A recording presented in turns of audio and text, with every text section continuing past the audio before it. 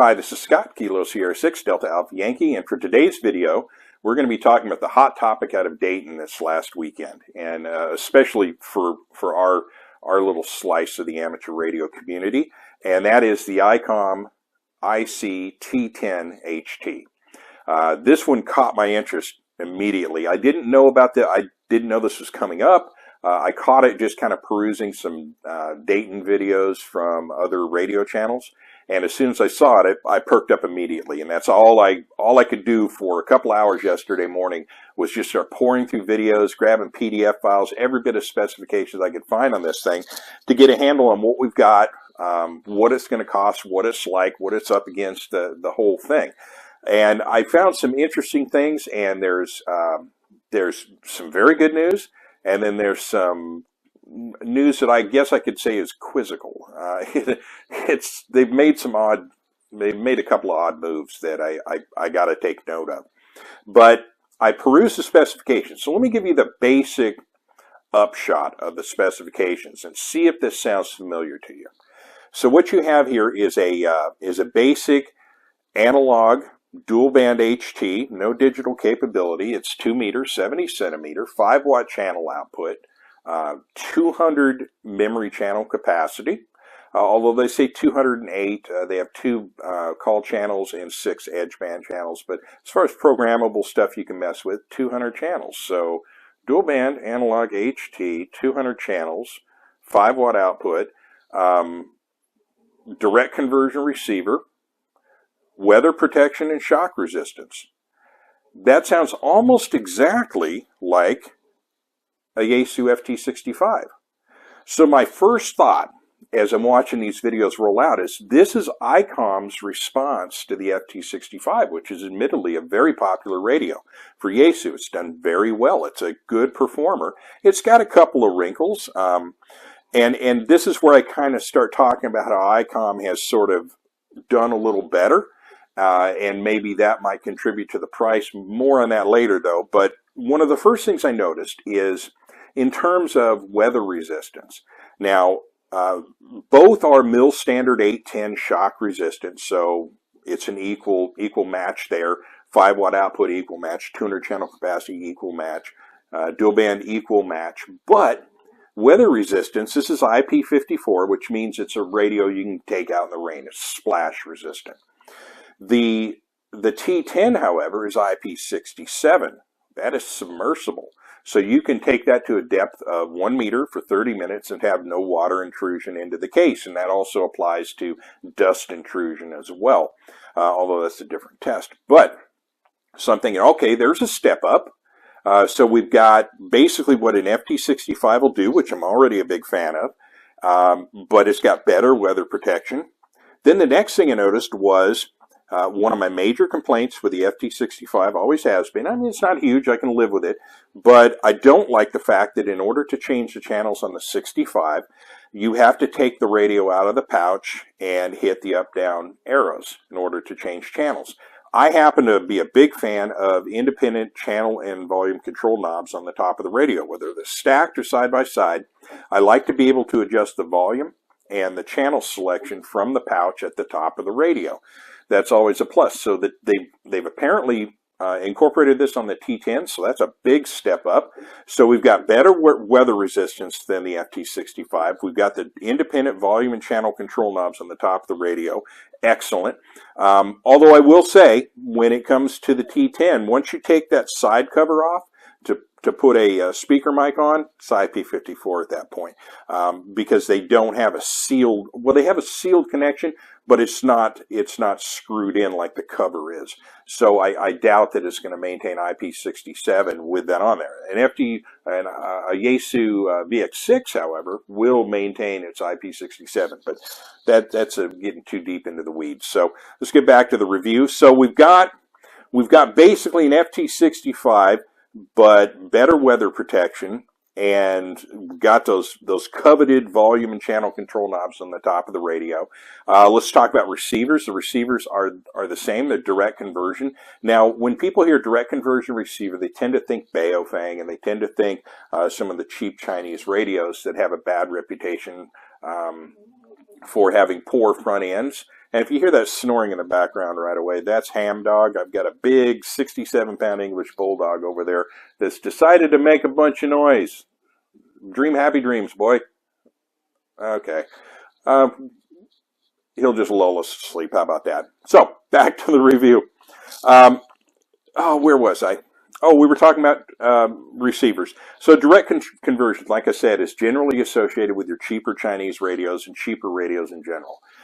That's not to say that a direct conversion receiver can't be a good receiver. The one in the FT65 is very good. The one in the Anytone ATD878UV is very good. So Icom has done a direct conversion receiver in their radio as well. However, in the sales literature, and let me bring this up so I can get the verbiage on this correctly, okay?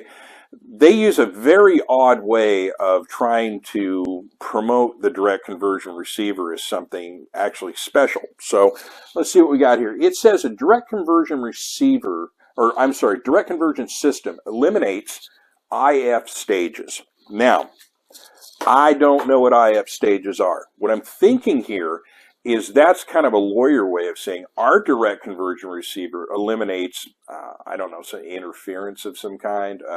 But if anybody can tell me what they mean by IF stages, I'd greatly appreciate it. I'll look it up at some point.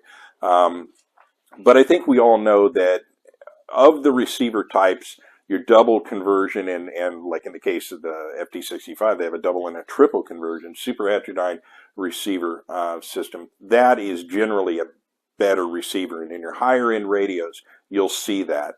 But again, I'm not going to necessarily say that's a terribly bad thing, because like I said, the FT65, theirs does pretty good, and the Anytone does as well.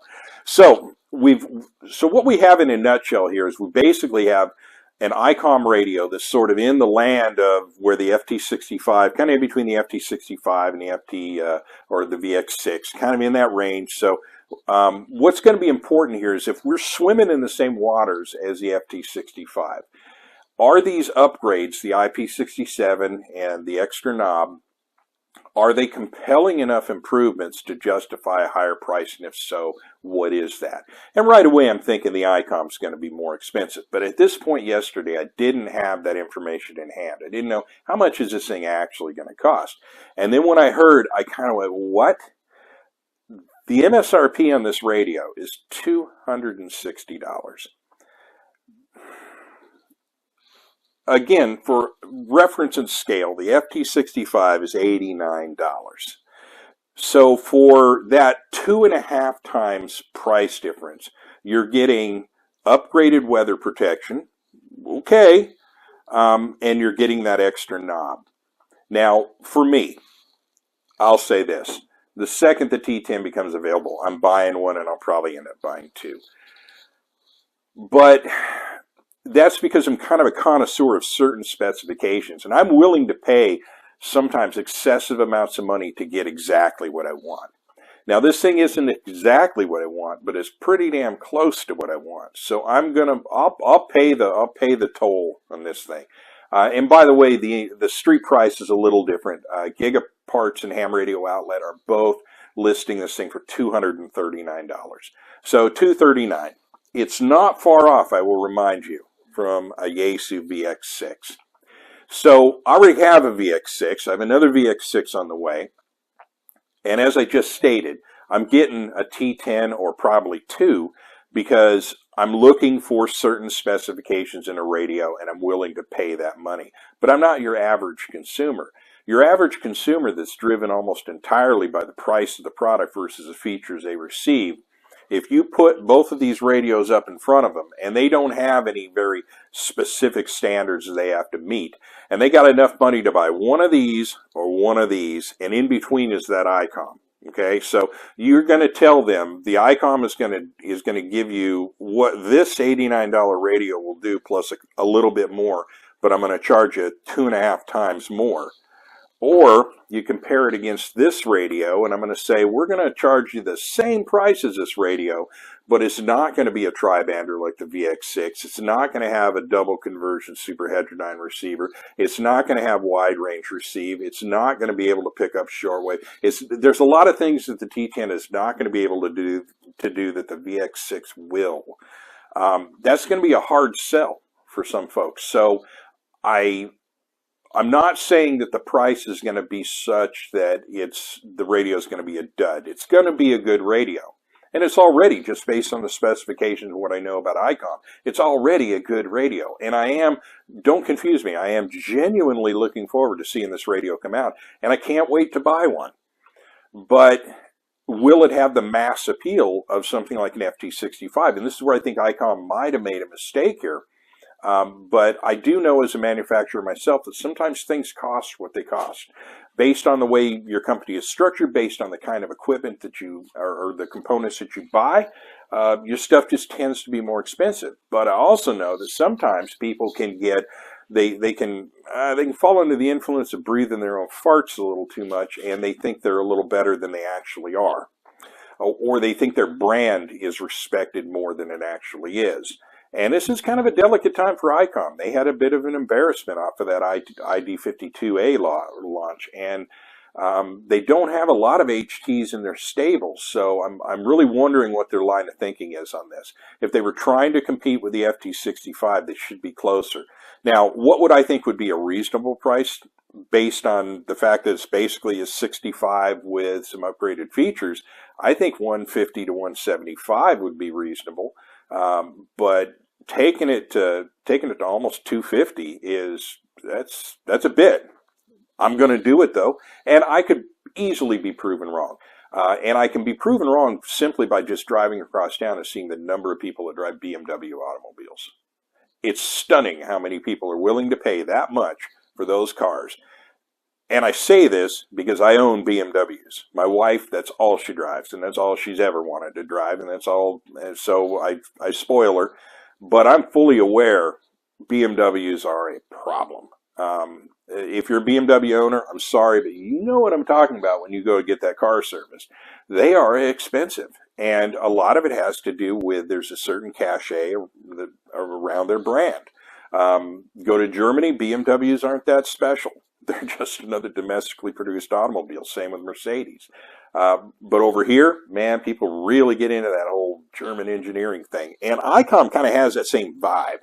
A little upscale, little snooty, little elitist. But that's okay. I kind of like that in certain ways and in certain gear. So they may find a market for this radio. We'll see. But that'll kind of bring it to the end. This is the longest review I've ever done on a radio that I don't even have in my hand, but I will soon enough. And when it comes out, you'll be the first to know because I'll have a video out on it. So with that, I will say no more, and we'll see what happens. Can't wait to get it. So have a wonderful day. This is Scott, Kilo Sierra 6, Delta Alpha Yankee in Southwest Visalia, California, 73s.